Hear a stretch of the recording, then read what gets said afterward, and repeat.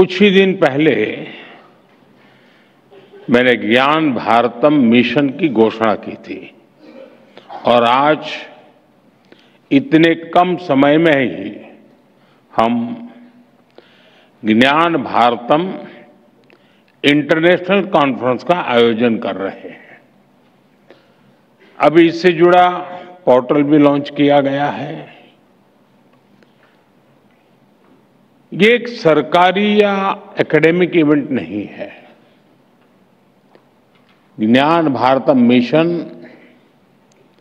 भारत की संस्कृति, साहित्य और चेतना का उद्घोष बनने जा रहा है। हजारों पीढ़ियों का चिंतन मनन, भारत के महान ऋषियों, आचार्यों और विद्वानों का बोध और शोध, हमारी ज्ञान परंपराएं, हमारी वैज्ञानिक धरोहरें, ज्ञान भारतम मिशन के जरिए हम उन्हें डिजिटाइज करने जा रहे हैं। मैं इस मिशन के लिए सभी देशवासियों को बधाई देता हूं।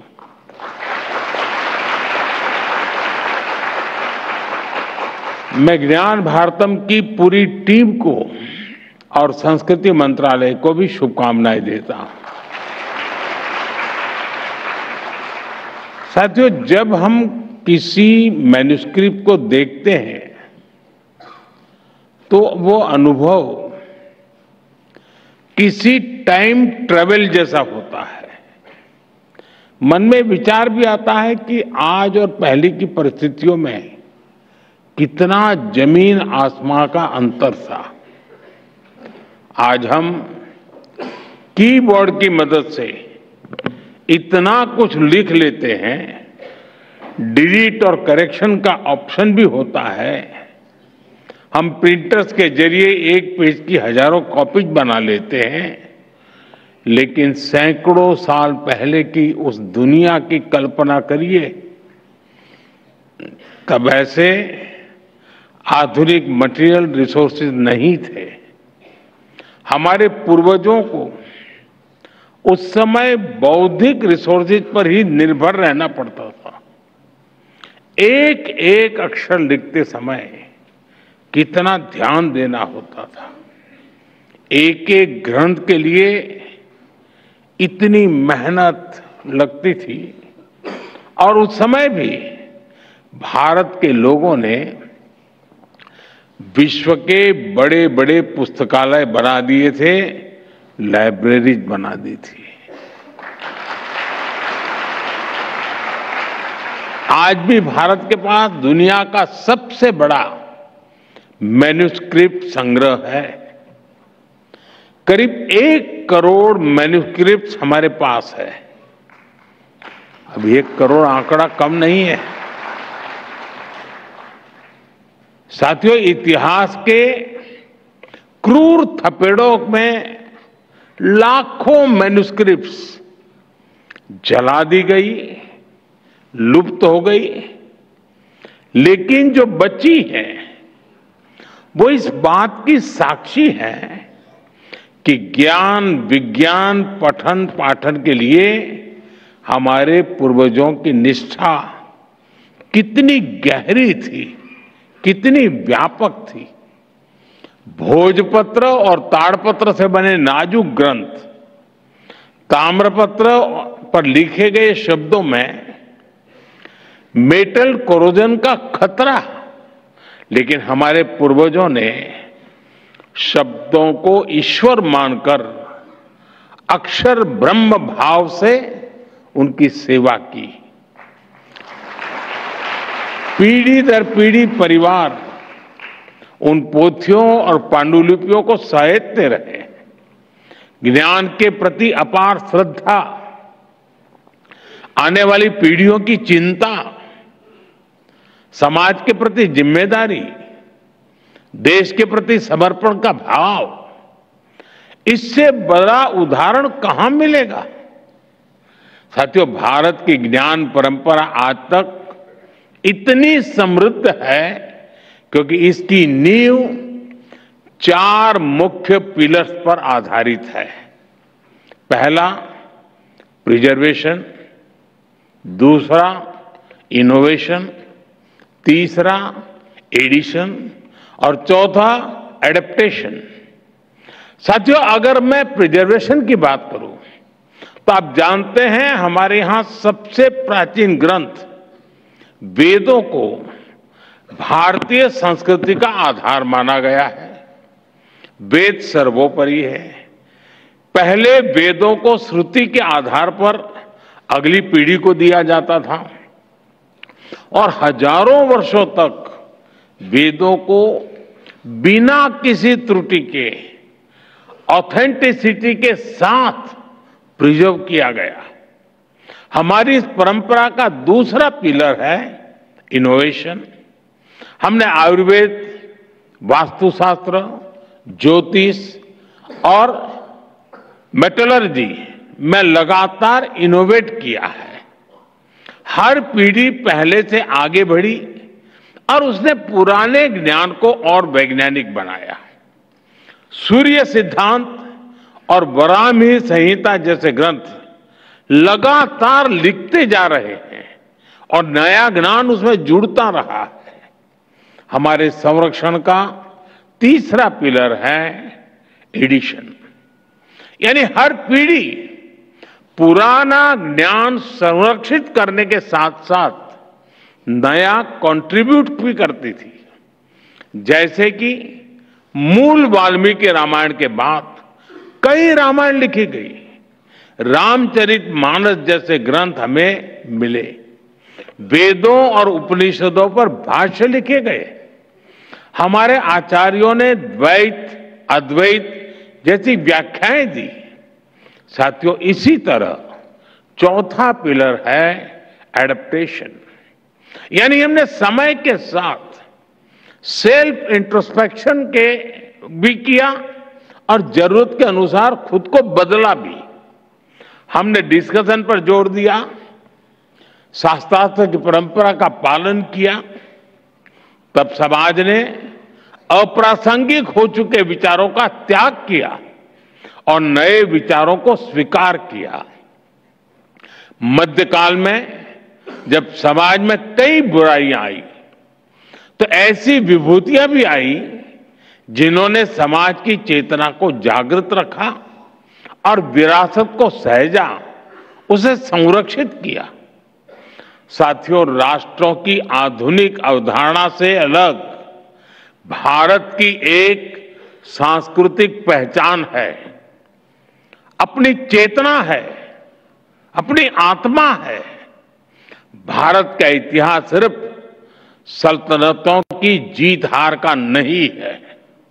हमारे यहां रियासतों और राज्यों के भूगोल बदलते रहे, लेकिन हिमालय से हिंद महासागर तक भारत अक्षुण्ण रहा, क्योंकि भारत स्वयं में एक जीवंत प्रवाह है जिसका निर्माण उसके विचारों से, आदर्शों से और मूल्यों से हुआ है। भारत की प्राचीन पांडुलिपियों में, मैन्युस्क्रिप्ट में हमें भारत के निरंतर प्रवाह की रेखाएं देखने को मिलती हैं। ये पांडुलिपियां हमारी विविधता में एकता की घोषणा पत्र भी है, उद्घोष पत्र भी है। हमारे देश में करीब 80 भाषाओं में मैन्युस्क्रिप्ट मौजूद है। संस्कृत, प्राकृत, असमिया, बांग्ला, कन्नड़ा, कश्मीरी, कोंकणी, मैथिली, मलयालम, मराठी, ऐसी कितनी ही भाषाओं में ज्ञान का अगाध सागर हमारे यहां मौजूद है। गिलगिट मैन्युस्क्रिप्ट में हमें कश्मीर का प्रामाणिक इतिहास बताती है।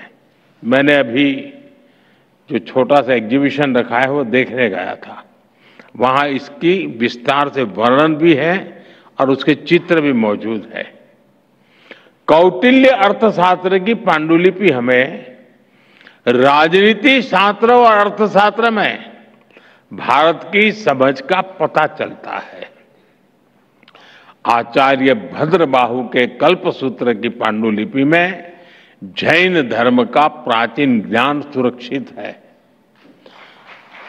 सारनाथ की मैन्युस्क्रिप्ट में भगवान बुद्ध का ज्ञान उपलब्ध है। रसमंजरी और गीत गोविंद जैसे मैन्युस्क्रिप्ट ने भक्ति, सौंदर्य और साहित्य के विविध रंगों को संजो कर रखा है।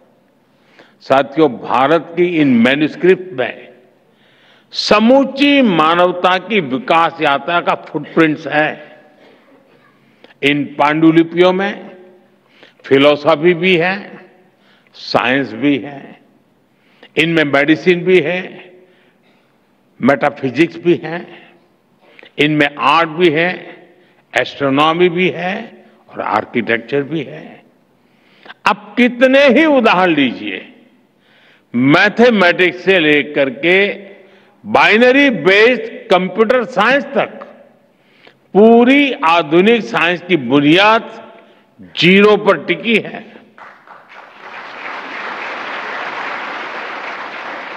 आप सब जानते हैं, शून्य की ये खोज भारत में हुई थी और बक्साली पांडुलिपि में शून्य के उस प्राचीन प्रयोग और मैथमेटिकल फॉर्मूलाज के प्रमाण आज भी सुरक्षित है। यशोमित्र की बोवर पांडुलिपि हमें सदियों पुराने मेडिकल साइंस के बारे में बताती है।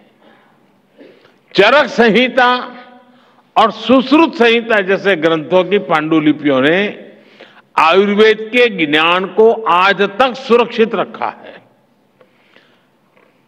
शूल्ब सूत्र में हमें प्राचीन जियोमेट्रिकल नॉलेज मिलती है। कृषि पराशर में एग्रीकल्चर के ट्रेडिशनल नॉलेज की जानकारी मिलती है। नाट्य शास्त्र जैसे ग्रंथों की मैन्युस्क्रिप्ट से हमें मानव के भावनात्मक विकास की यात्रा को समझने में मदद मिलती है। साथियों, हर देश अपनी ऐतिहासिक चीजों को सिविलाइजेशनल एसेट्स और ग्रेटनेस के तौर पर विश्व के सामने पेश करता है। दुनिया के देशों के पास कहीं कोई मैन्युस्क्रिप्ट, कोई आर्टिफैक्ट होता है तो वो उसे नेशनल ट्रेजर के रूप में सहेजते हैं और भारत के पास तो मैन्युस्क्रिप्ट का इतना बड़ा खजाना है, ये देश का गौरव है। अभी कुछ समय पहले मैं कुवैत गया था, तो मेरे प्रवास के दरमियान मेरी कोशिश रहती है कि वहां कोई 4-6 इन्फ्लुएंसर्स हो और मेरे पास समय हो तो कुछ समय मैं उनसे बिताता हूं, उनकी सोच समझने का प्रयास करता हूं। मुझे कुवैत में एक सज्जन मिले जिनके पास सदियों पहले भारत से समुद्री मार्ग से व्यापार कैसे होता था उस पर इतने डॉक्यूमेंट्स उनके पास है और उन्होंने इतना संग्रह किया है और वो इतने गौरव, यानी बड़े गौरव के साथ कुछ लेकर के मेरे पास आए थे। मैंने देखा, यानी ऐसा क्या क्या होगा, कहां कहां होगा, हमने इन सबको संजोना है। अब भारत अपने इस गौरव को गर्व के साथ विश्व के सामने प्रस्तुत करने जा रहा है।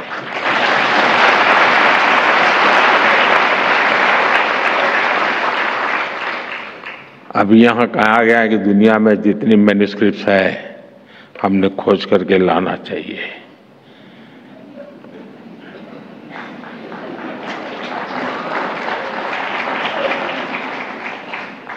और फिर धीरे से कहा प्रधानमंत्री जी ने करना चाहिए।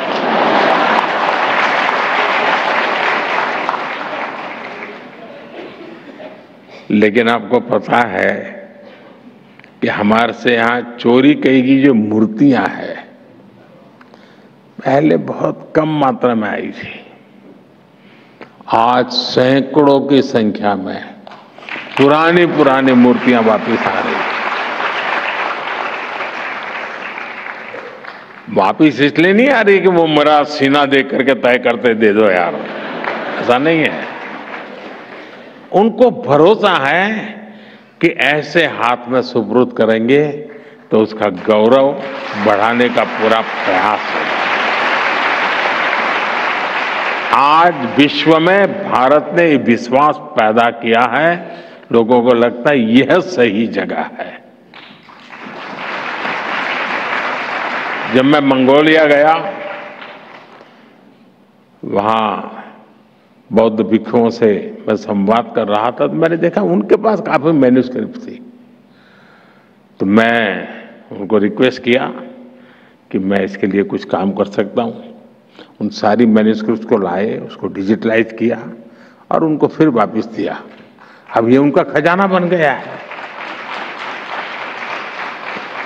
साथियों, ज्ञान भारतम मिश्रम इस महाअभियान का ही एक अहम हिस्सा है।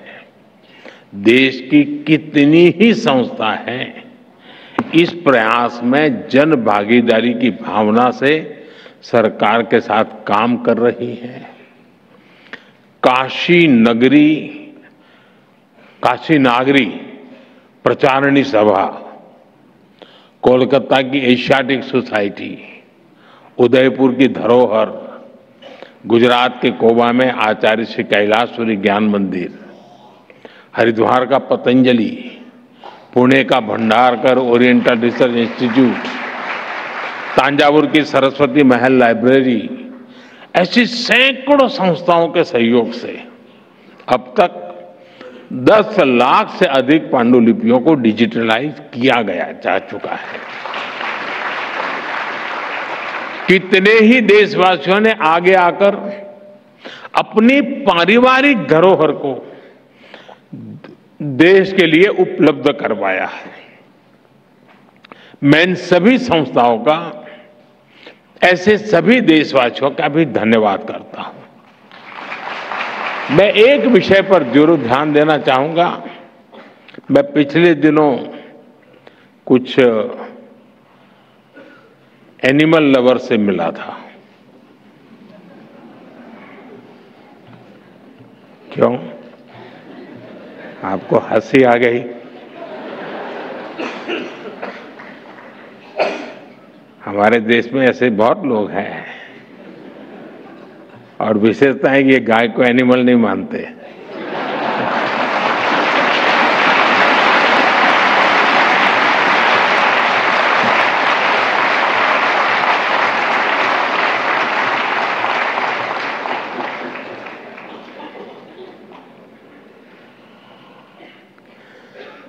तो उनसे बातों बातों में मैंने उनसे कहा कि हमारे देश में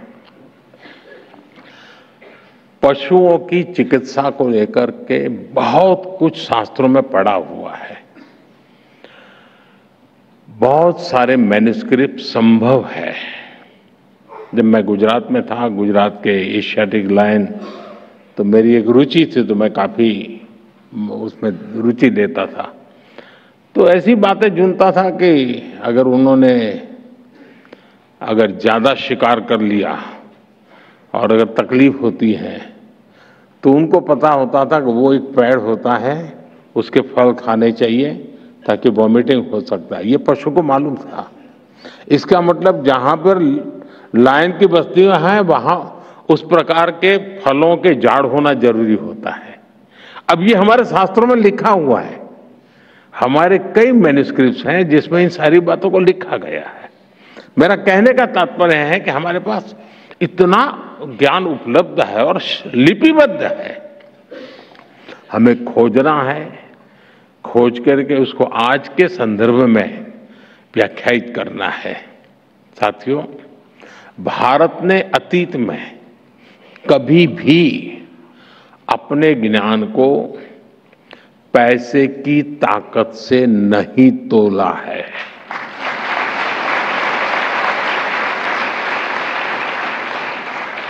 हमारे ऋषियों ने भी कहा है विद्या दान मतः परम, अर्थात विद्या सबसे बड़ा दान है। इसलिए प्राचीन काल में भारत के लोगों ने मुक्त भाव से मैन्युस्क्रिप्ट को दान भी किया।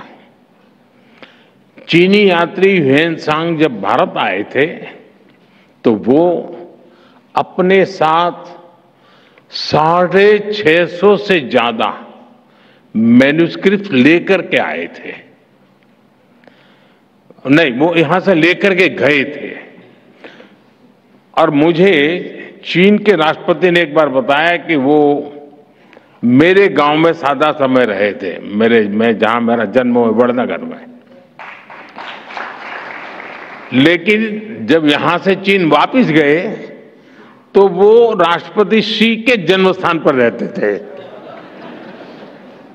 तो वो मुझे वहां ले गए अपने गांव, और वहां जहां ह्वेनसांग रहे थे उस स्थान को मैं देखने के लिए उनके साथ गया। और जो मैन्युस्क्रिप्ट थे उस पूरा विस्तार से मुझे राष्ट्रपति शी ने दिखाया था। और उसमें जो भारत का वर्णन थे उसके कुछ पैराग्राफ थे जिसको इंटरप्रेटर ने मुझे वहां समझाया। यानी मन को बहुत ही प्रभावित करने वाला, वो एक एक चीज देखते थे लग रहा था क्या खजाना होगा हमारे पास। भारत की कई मैन्युस्क्रिप्ट्स आज भी चीन से जापान भी पहुंची है। 7वीं सदी में जापान में उन्हें राष्ट्रीय पूंजी की तरह होर्युजी मोनेस्ट्री में संरक्षित किया गया। आज भी दुनिया के कितने ही देशों में भारत की प्राचीन मैन्युस्क्रिप्ट रखी हुई है। ज्ञान भारतम मिशन के तहत हम ये भी प्रयास करेंगे कि मानवता की ये साझी धरोहर एकजुट हो। साथियों, हमने G20 के सांस्कृतिक संवाद के दौरान भी इसकी पहल की थी। जिन देशों के भारत के साथ सदियों पुराने सांस्कृतिक संबंध है, हम उन्हें इस अभियान में साथ जोड़ रहे हैं। हमने मंगोलियन कंजूर के रिप्रिंटेड वॉल्यूम्स को मंगोलिया के एम्बेसडर को गिफ्ट किया था। 2022 में 108 वॉल्यूम्स मंगोलिया और रूस की मॉनेस्ट्रीज में भी डिस्ट्रीब्यूट किए गए थे। हमने थाईलैंड और वियतनाम की यूनिवर्सिटी के साथ एमओयूज किए हैं। हम वहां के स्कॉलर्स को पुरानी मैन्युस्क्रिप्ट को डिजिटाइज करने की ट्रेनिंग दे रहे हैं। इन प्रयासों के चलते पाली, लान्ना और चाम भाषाओं की कई मैन्युस्क्रिप्ट को डिजिटाइज किया गया है। ज्ञान भारतम मिशन के जरिए हम इन प्रयासों को और विस्तार देंगे। साथियों, ज्ञान भारतम मिशन के जरिए एक और बड़ा चैलेंज भी एड्रेस होगा। भारत के ट्रेडिशनल नॉलेज सिस्टम से जुड़ी अनेक जानकारियां जो अहम और जो हम सदियों से इस्तेमाल करते रहे हैं, उन्हें दूसरों द्वारा कॉपी करके पेटेंट करा लिया जाता है। इस पायरेसी को रोकना भी आवश्यक है। डिजिटल मैन्युस्क्रिप्ट के जरिए इन प्रयासों को और गति मिलेगी और इंटेलेक्चुअल पायरेसी पर लगाम लगेगी। दुनिया को भी तमाम विषयों पर प्रामाणिकता के साथ मौलिक स्रोतों का पता चलेगा। साथियों, ज्ञान भारतम मिशन का एक और बहुत अहम पक्ष है। इसके लिए हम रिसर्च और इनोवेशन के कितने ही नए डोमेन खोल रहे हैं। आज दुनिया में करीब 2.5 ट्रिलियन डॉलर की कल्चरल और क्रिएटिव इंडस्ट्री है। डिजिटाइज मैन्युस्क्रिप्ट इन इंडस्ट्री की वैल्यू चेन को फीड करेगी। ये करोड़ों मैन्युस्क्रिप्ट, इनमें छिपी प्राचीन जानकारी एक बहुत बड़ी डेटा बैंक का भी काम करेगी। इनसे डेटा ड्रिवन इनोवेशन को नया बुश मिलेगा। टेक फील्ड में के युवाओं को, उनके लिए इसमें नए अवसर बनेंगे। जैसे जैसे मैन्युस्क्रिप्ट का डिजिटाइजेशन होगा, एकेडमिक रिसर्च के लिए नई संभावनाएं बनेगी। साथियों, हमें इन डिजिटाइज मैन्युस्क्रिप्ट का अध्ययन करने के लिए नई टेक्नोलॉजी जैसे एआई का उपयोग भी बढ़ाना होगा। मैं इस बात से सहमत हूं जब ये यहां प्रेजेंटेशन में कहा गया कि भाई टैलेंट को या ह्यूमन रिसोर्स को एआई रिप्लेस नहीं कर सकती है, और हम भी चाहते हैं कि रिप्लेस न करे, हम नई गुलाबी हो जाए, शिकार हो जाएंगे। वो एक सपोर्ट सिस्टम है, हमें मजबूती देती है, हमारी ताकत को बढ़ावा देती है, हमारी गति को बढ़ावा देती है। एआई की मदद से इन प्राचीन पांडुलिपियों को अगर गहराई से समझा जा सकता है और उनका विश्लेषण भी किया जा सकता है। अब देखिए, वैदिक मैथमेटिक्स, सारे ग्रंथ अवेलेबल नहीं है, जो है अगर एआई के माध्यम से हम कोशिश करें तो संभव है कि कई नए सूत्रों की संभावना है खोजने की, हम खोज सकते हैं। इन मैन्युस्क्रिप्ट में मौजूद ज्ञान को दुनिया के सामने कैसा लाया जाए, इसमें भी एआई की मदद ली जा सकती। दूसरी एक समस्या है कि हमारे मैन्युस्क्रिप्ट बिखरे पड़े हैं और अलग अलग कालखंड में अलग अलग प्रकार से प्रस्तुत किए गए हैं।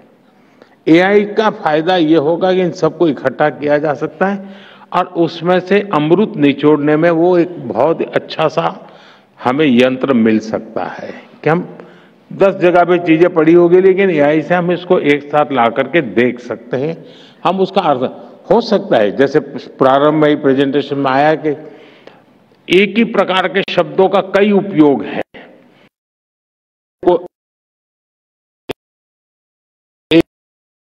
एक बार चलिए 100 क्वेश्चन बन जाएंगे तो सॉल्व करना, आज लाखों क्वेश्चन में हम उलझे पड़े हैं, 100 तक तो ले आएंगे। हो सकता है फिर हमारा मानव शक्ति जुड़ जाएगी तो उसका परिणाम ले आएगी। लेकिन ऐसी कई कठिनाइयां भी हैं, लेकिन रास्ते भी हैं। साथियों, मैं देश के सभी युवाओं से आह्वान करता हूं, आप आगे आकर इस अभियान से जुड़िए। और मुझे अभी बता रहे थे मंत्री जी की कल से आज तक जो लोग काम इसमें हिस्सा ले रहे हैं, 70% लोग युवा हैं।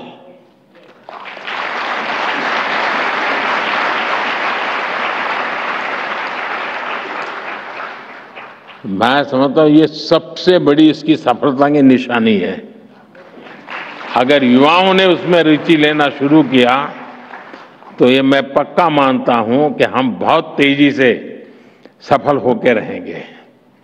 हम कैसे टेक्नोलॉजी के जरिए अतीत को एक्सप्लोर कर सकते हैं, हम कैसे इस ज्ञान को एविडेंस बेस्ड पैरामीटर्स पर मानवता के लिए सुलभ बना सकते हैं, हमें इस दिशा में प्रयास करना चाहिए।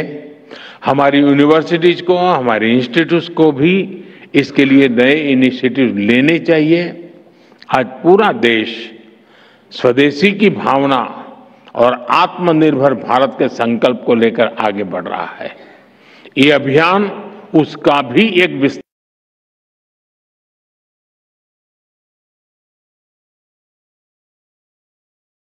एक नया अध्याय शुरू होना जा रहा है।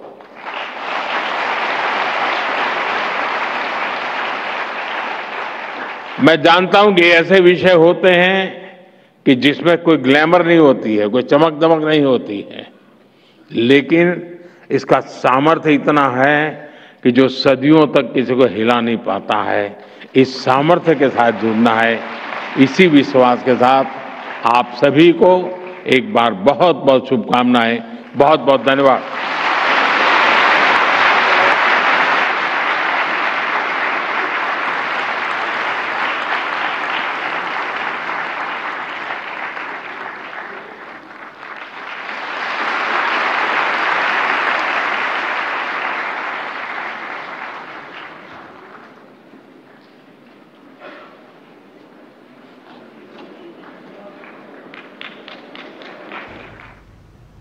सीधा